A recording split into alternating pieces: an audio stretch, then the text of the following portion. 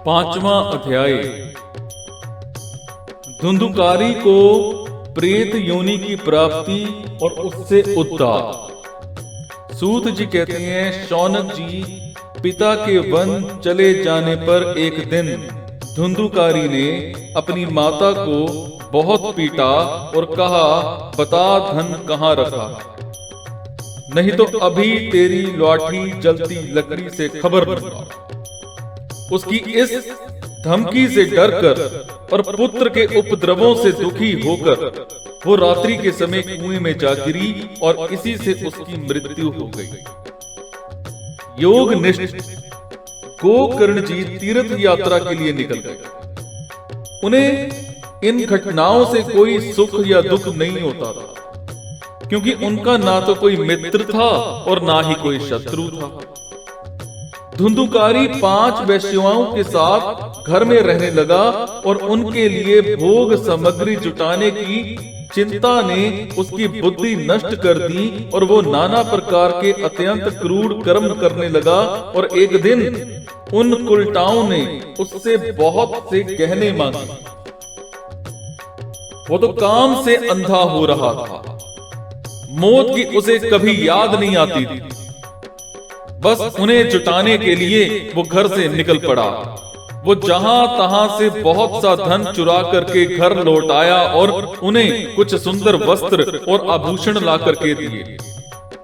चोरी का बहुत माल देखकर रात्रि के समय स्त्रियों ने विचार किया कि ये नित्य ही चोरी करता है, इसलिए इसे किसी दिन अवश्य राजा पकड़ लेगा। राजा ये सारा धन छीन करके इसे निश्चय ही प्राण दंड देगा। जब एक दिन इसे मरना ही है, तब हम ही धन की रक्षा के लिए गुप्त रूप से इसको क्यों न मार डालें। इसे मारकर हम इसका माल मता लेकर जहां कहीं चली जाएंगे। ऐसा निश्चय कर उन्होंने सोए हुए धुंधुकारी को रस्सियों से कस दिया और उसके गले में फांसी लगाकर उसे मारने का प्रयत्न किया। इससे जब वो जल्दी ना मरा तो उन्हें बड़ी चिंता हुई। तब उन्होंने उसके मुख पर बहुत से दहकते अंगारे डाले और इससे वो अग्नि की लपटों से बहुत छटपटा करके मर गया। उन्होंने उसके शरीर को एक गड्ढे में डालकर गाड़ दिया। और सच है कि स्त्रियां प्रायः बड़ी दुस्साहसी होती, उनके इस कृत्य का किसी को भी पता न चला। लोगों के पूछने पर कह देती थी कि हमारे प्रियतम पैसे के लोभ से अब की बार कहीं दूर चले गए हैं और इसी वर्ष के अंदर लौट आएंगे। बुद्धिमान पुरुष को दुष्ट स्त्रियों का कभी विश्वास न करना चाहिए। जो मूर्ख इनका विश्वास करता है उसे दुखी होना पड़ता है। इनकी वाणी तो अमृत के समान कामियों के हृदय में रस का संचार करती है, किंतु हृदय छुरे की धार के समान तीक्ष्ण होता है। भला इन स्त्रियों का कौन प्यारा है? वो कुलटाएं धुंधुकारी की सारी संपत्ति समेट कर वहां से चंपत हो गई। उनके ऐसे ना जाने कितने पति थे और धुंधुकारी अपने कुकर्मों के कारण भयंकर प्रेत हुआ।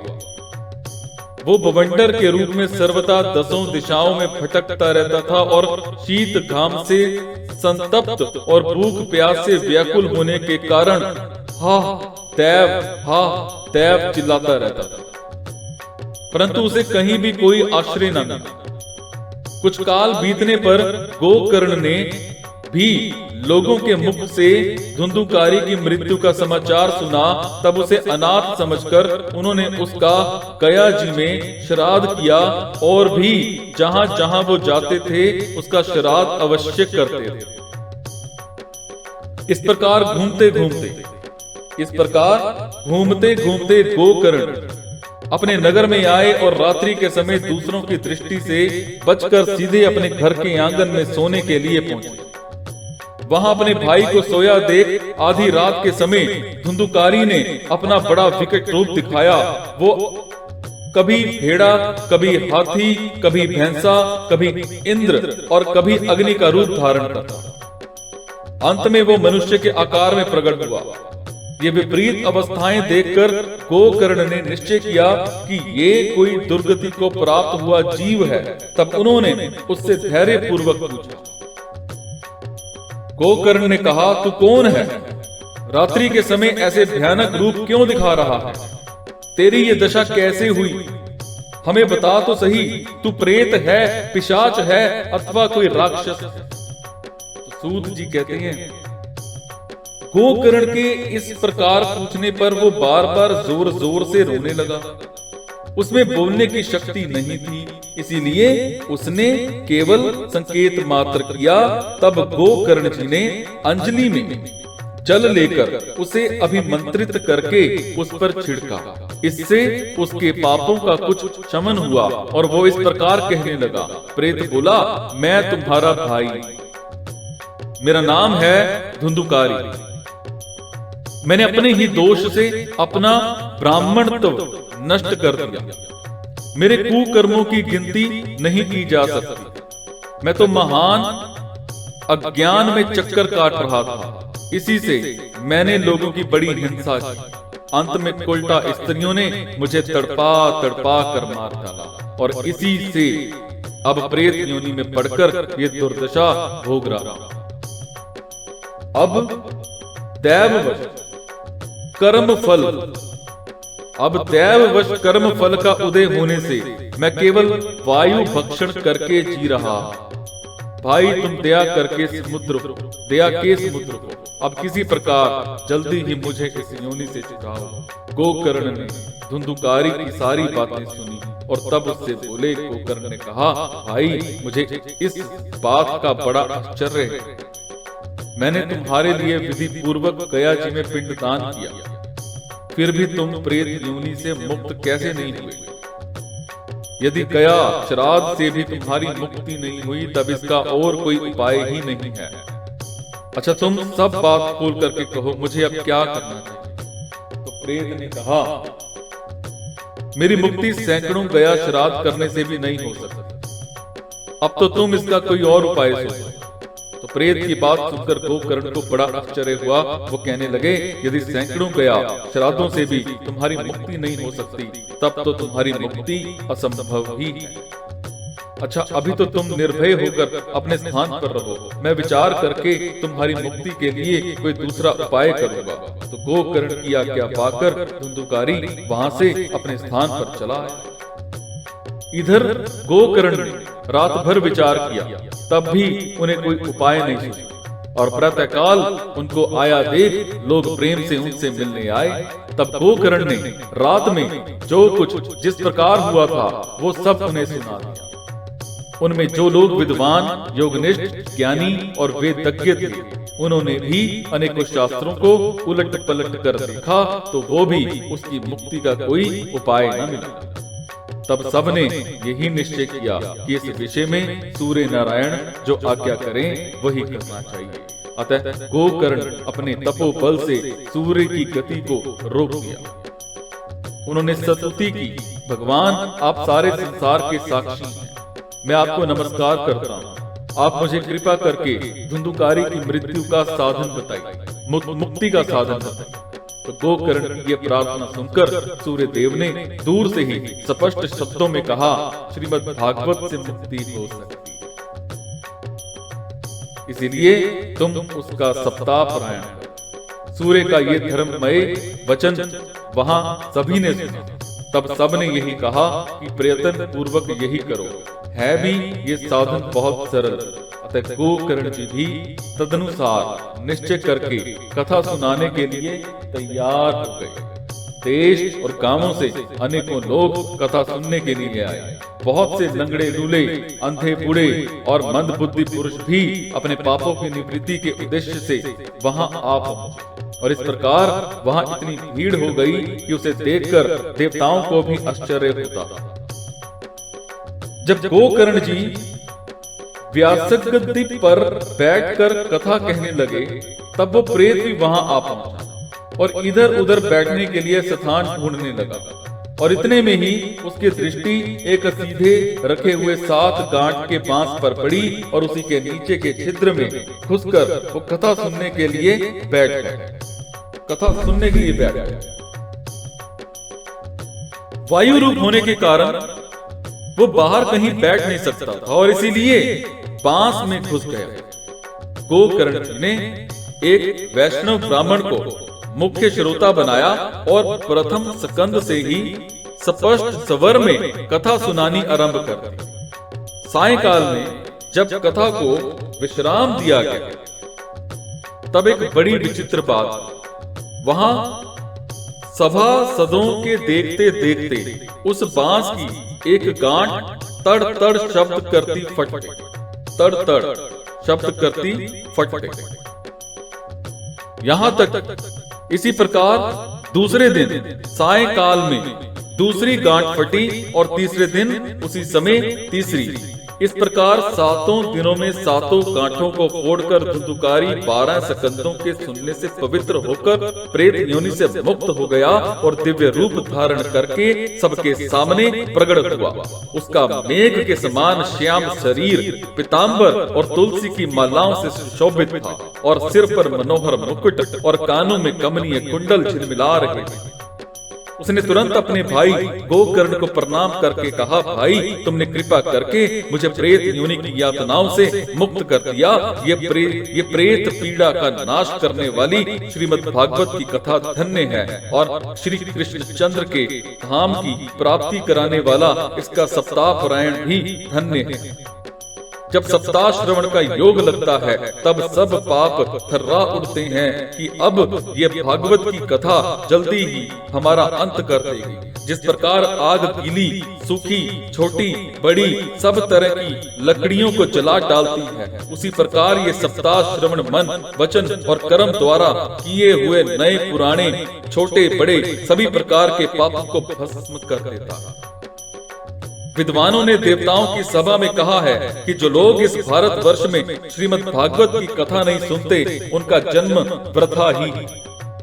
भला मोह पूर्वक लालन पालन करके यदि इस अनित्य शरीर को हष्ट पुष्ट और बलवान भी बना लिया तो भी श्रीमद् भागवत की कथा सुने बिना इसे क्या लाभ हुआ। अस्थियां ही इस शरीर के आधार स्तंभ हैं। नस नाडी रूप रस्सियों से ये बंधा हुआ है। ऊपर से इस पर मांस और रक्त थोपकर इसे चरम से मढ़ दिया गया है। इसके प्रत्येक अंग में दुर्गंध आती है क्योंकि है तो ये मल मूत्र का भांड ही। वृद्धावस्था और शोक के कारण ये परिणाम में दुखमय ही है। रोगों का तो घर ही ठहरा, ये निरंतर किसी न किसी कामना से पीड़ित रहता है, कभी इसकी तृप्ति नहीं होती और इसे धारण किए रहना भी एक भार ही है। इसके रोम रोम में दोष भरे हुए हैं और नष्ट होने में इसे एक क्षण भी नहीं लगता। अंत में यदि इसे गाड़ दिया जाता है तो इसके कीड़े बन जाते हैं। कोई पशु खा जाता है तो वो विष्ठा हो जाता है और अग्नि में जला दिया जाता है तो भस्म की ढेरी हो जाता है। ये 3 ही इसकी गतियां बताई गई हैं। ऐसे अस्थिर शरीर से मनुष्य अविनाशी फल देने वाला काम क्यों नहीं बना लेता। जो अन्न प्रातः काल पकाया जाता है वो सायंकाल तक बिगड़ जाता है, फिर उसी के रस से पुष्ट हुए शरीर की नित्यता कैसी। इस लोक में सप्ताह श्रवण करने से भगवान की शीघ्र ही प्राप्ति हो सकती है। अतः सब प्रकार के दोषों की निवृत्ति के लिए एकमात्र यही साधन है। जो लोग भागवत की कथा से वंचित हैं, वो तो जल में बुदबुदे और जीवों में मच्छरों के समान केवल मरने के लिए ही पैदा होते हैं। भला जिसके प्रभाव से जड़ और सूखे हुए बांस की गांठ फट सकती है, उस भागवत कथा श्रवण करने से चित्त की गांठों का खुल जाना कौन बड़ी बात है। सप्ताह श्रवण करने से मनुष्य के हृदय की गांठ खुल जाती है, उसके समस्त संशय छिन्न भिन्न हो जाते हैं और सारे कर्म क्षीण हो जाते हैं। ये भागवत कथा स्वरूप तीर्थ स्थान के कीचड़ को धोने में बड़ा ही पटु। विद्वानों का कथन है कि जब ये हृदय में स्थिर हो जाता है तब मनुष्य की मुक्ति निश्चित ही समझनी चाहिए। जिस समय धुंधुकारी ये सब बातें कह रहा था, जिसके लिए वैकुंठवासी पार्षदों के सहित एक विमान उतरा, उससे सब ओर मंडलाकार प्रकाश फैल रहा था। सब लोगों के सामने ही धुंधुकारी उस विमान पर चढ़ गया।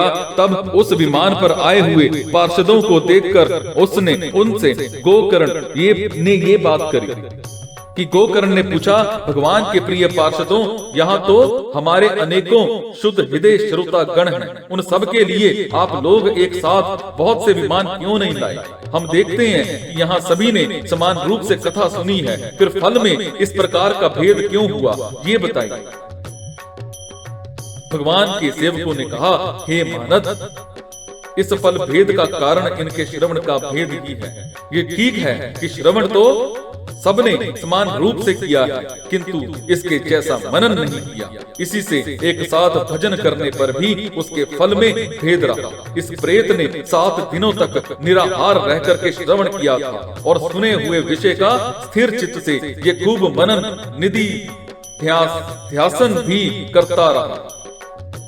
जो ज्ञान दृढ़ नहीं होता वो व्यर्थ हो जाता है। इसी प्रकार ध्यान न देने से, श्रवण का संदेह से, मंत्र का चित्त के इधर उधर भटकते रहने से जप का भी कोई फल नहीं होता। वैष्णवहीन देश, अपात्र को कराया हुआ श्राद्ध का भोजन, अश्रोत्रिय को दिया हुआ दान और आचारहीन कुल, इन सब का नाश हो जाता है। गुरु वचनों में विश्वास, दीनता का भाव, मन के दोषों पर विजय और कथा में चित्त की एकाग्रता इत्यादि नियमों का यदि पालन किया जाए तो श्रवण का यथार्थ फल मिलता है। यदि ये श्रोता फिर से श्रीमद् भागवत की कथा सुने तो निश्चय ही सबको वैकुंठ की प्राप्ति होगी और गोकर्ण जी को आपको तो भगवान समय आकर के गोलोक धाम में ले जाएंगे। यूं कहकर वो सब पार्षद हरि कीर्तन करते वैकुंठ लोक को चले गए। श्रवण मास में गोकर्ण जी ने फिर उसी प्रकार सप्ताह क्रम से कथा कही और उन श्रोताओं ने उसे फिर सुना। तो नारद जी इस कथा की समाप्ति पर जो कुछ हुआ वो सुनिए। वहां भक्तों से भरे हुए विमानों के साथ भगवान प्रकट हुए। सब ओर से खूब जय जयकार और नमस्कार की ध्वनियां होने लगी। भगवान स्वयं हर्षित होकर अपने 5 जन्य शंख की ध्वनि करने लगे और उन्होंने गोकर्ण को हृदय से लगाकर अपने ही समान बना लिया। उन्होंने क्षण भर में ही अन्य सब श्रोताओं को भी मेघ के समान श्याम वर्ण, रेशमी पीताम्बर धारी और किरीट और कुंडलादि से विभूषित कर दिया। उस गांव में कुत्ते और चंडाल पर्यंत जितने भी जीव थे वो सभी गोकर्ण की कृपा से विमानों पर चढ़ा लिए गए और जहां योगीजन जाते हैं उस भगवत धाम में वो भेज दिए गए। और इस प्रकार भक्त वत्सल भगवान श्री कृष्ण और कथा श्रवण से प्रसन्न होकर गोकर्ण जी को साथ ले अपने ग्वाल बालों के प्रिय गोलोक धामों में चले गए। पूर्व काल में जैसे अयोध्यावासी भगवान श्री राम के साथ साकेत धाम सिधारे, उसी प्रकार भगवान श्री कृष्ण उन सबको योगी दुर्लभ गोलोक धामों ले गए। जिस लोक में सूर्य, चंद्रमा और सिद्धों की भी कभी गति नहीं हो सकती, उसमें वे श्रीमद् भागवत श्रवण करने से चले गए। नारद जी, सप्ताह यज्ञ के द्वारा कथा श्रवण करने से जैसा उज्जवल फल संचित होता है उसके विषय में हम आपसे क्या कहें। अजी जिन्होंने अपने कर्णपुट से गोकर्ण जी की कथा के एक अक्षर का भी पान किया था वो फिर माता के गर्भ में नहीं आए। जिस गति को लोग वायु, जल या पत्ते खाकर के शरीर सुखाने से, बहुत काल तक घोर तपस्या करने से और योगाभ्यास से भी नहीं पा सकते, उसे वो सप्ताह श्रवण से सहज में ही प्राप्त कर लेते हैं। इस परम पवित्र इतिहास का पाठ चित्रकूट पर विराजमान मुनीश्वर शांडिल्य भी ब्रह्मानंद में मगन होकर के करते रहते हैं। ये कथा बड़ी ही पवित्र है। एक बार के श्रवण से ही समस्त पाप राशि को भस्म कर देती है और अगर इसका श्राद्ध के समय पाठ किया जाए तो इससे पितृगण को बड़ी तृप्ति होती है और नित्य पाठ करने से मोक्ष की प्राप्ति होती है।